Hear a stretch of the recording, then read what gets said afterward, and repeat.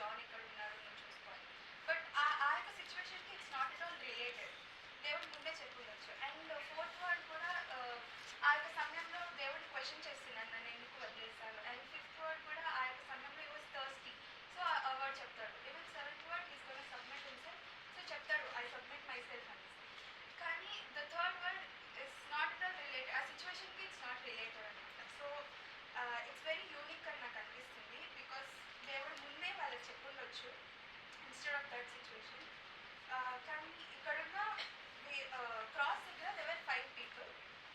First person was Mary, Jesus mother Mary, తర్వాత Mary Magdalene and Mary wife of Clopas and Maria sister.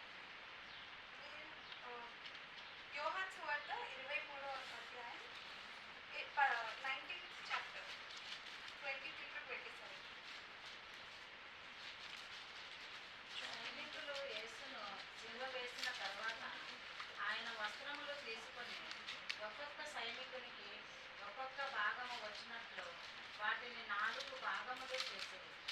ఆయన అంగీని కూడా తీసుకొని ఆ అంగీ కుట్టు లేక పైనుండి యావత్తు చేయబడినది కనుక వారు దానిని చింపగా అది ఎవరికి వచ్చునో అవి దానికోసరము చీట్లు వేయమని ఒకరితో ఒకరు చెప్పుకునేది.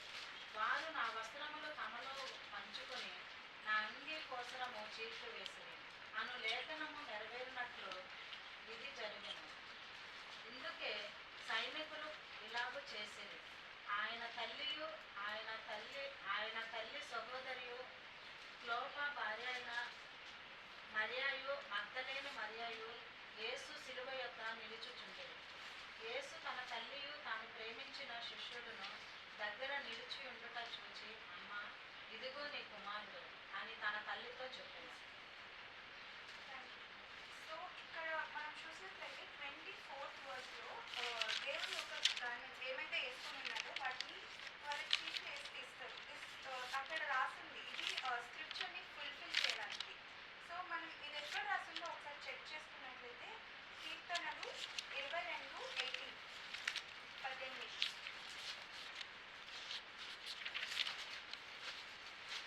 నా వస్త్రములు వారు పంచుకొనుచున్నారు, నా అంగీ కొరకు చీట్లు వేయుచున్నారు. సో నేను దీని ద్వారా ఏం చెప్పాలనుకుంటున్నాను అంటే ఈ యొక్క క్రాస్, ఈ ఫుల్ క్రూసిఫికేషన్ జరిగే సమయంలో అక్కడ జరుగుతున్న ప్రతి ఒక్క స్మాల్ డీటెయిల్ కూడా బైబిల్లో ముందే రాసింది. So this was the great big plan of Jesus which ఇది అక్కడ జరిగేటప్పుడు ప్రతి డీటెయిల్ ముందే రాసింది. అండ్ దెన్ ఇక్కడ జీసస్ మేరీ అండ్ జాన్తో మాట్లాడతారు. తెలిసి ఒక women's role in ministry is so important. ఎందుకంటే ఆ యొక్క సమయంలో అక్కడ 4 స్త్రీలు ఉంటారు. అండ్ దెన్ దేవుడిని చనిపోయి మళ్ళీ తిరిగి లేచినప్పుడు ఫస్ట్ చూసేది కూడా ఒక విమెన్ని, మేరీ మ్యాగ్డలిన్ చూస్తాం అనమాట. And Mary's role in Jesus ministry first Canaan పెళ్లిలో స్టార్ట్ అవుతుంది. జీసస్ ఆ యొక్క వైన్ అయిపోయిందని చెప్పినప్పుడు జీసస్ మేరీ అయితే జీసస్కి చెప్తుంది. అండ్ దెన్ అప్పుడు మేరీ యొక్క help or her role in Jesus ministry will start and it end near the cross దగ్గర ఎండ్ అవుతుంది అండ్ కానాన్ దగ్గర స్టార్ట్ అవుతుంది. And Jesus despite of his own pain Jesus saw the pain of others. మనకి ఎప్పుడైనా దెబ్బ or any pain ఉన్నప్పుడు మన లైఫ్లో మనం వేరే వాళ్ళ పెయిన్ గురించి ఎప్పుడు ఆలోచించాం. వీల్ ఆల్వేస్ టెల్ నాకే నొప్పులు ఎక్కువ ఉన్నాయి, నువ్వే నీ ఊరికే ఏడుస్తున్నావు చిన్న తలనొప్పికి, నేను రోజు ఇంట్లో ఎక్కువ పని చేస్తున్నాను, నువ్వెందుకు ఇలా చేస్తున్నావు.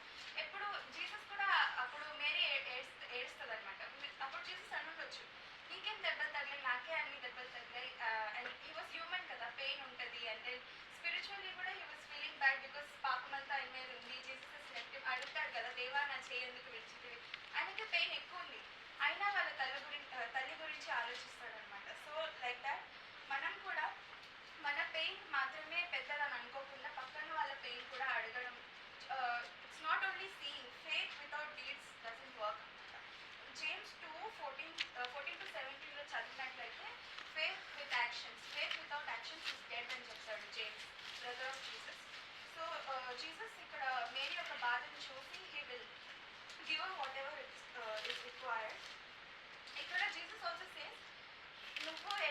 బాధలో ఉన్నా, మేబీ యు ఆర్ వీక్, మీకు చాలా పెయిన్ ఉండొచ్చు, but still you can help somebody because you are better in that. So నీకు ఎన్ని పెయిన్ ఉన్నా you can help somebody else is what he's telling. ఆయన క్రాస్ మీద ఉన్నా కూడా మేరీని హెల్ప్ చేస్తారు. And this is Mary's role and this is what Jesus help her.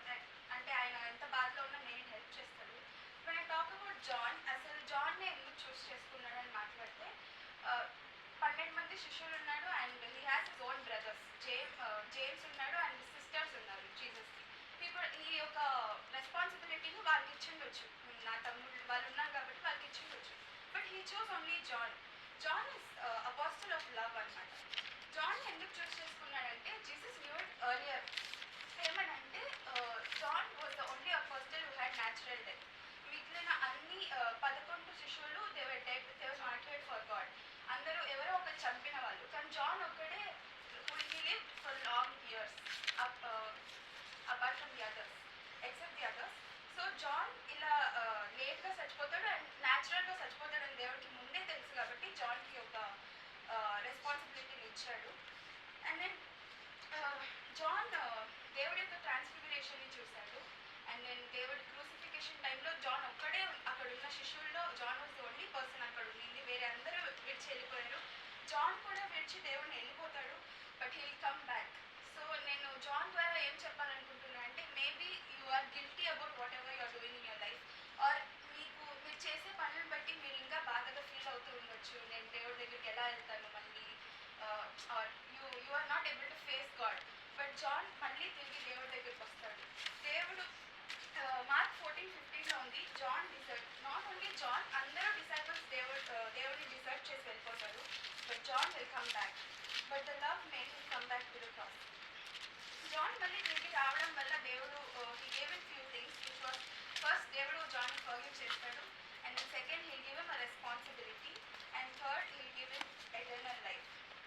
So నేను దీని ద్వారా ఏం చెప్పాలనుకుంటున్నా అంటే ఐ నో చిన్నప్పటి నుంచి ఈ యొక్క వర్డ్ గురించి ఎప్పుడు రెస్పాన్సిబిలిటీ గురించి చెప్తూ ఉంటారు. ఇది ఒక బాధ్యత, దేవుడు ఎలా బాధ్యత తీసుకున్నాడు అందరికీ తెలుసు కాబట్టి I got in more information why John and Mary యొక్క role in Jesus ministry. And దీని ద్వారా నేను ఒకటే చెప్తున్నాను, దేవుడు God is still waiting near the cross. మనందరి కోసం దేవుడు క్రాస్ దగ్గర ఇంకా వెయిట్ చేస్తున్నాడు. So let's go back to the cross and repent ourselves so that we will be used in God's ministry. God will give us a responsibility when you go. ఏదైనా mistakes ఉంటే క్షమించండి. Thank you.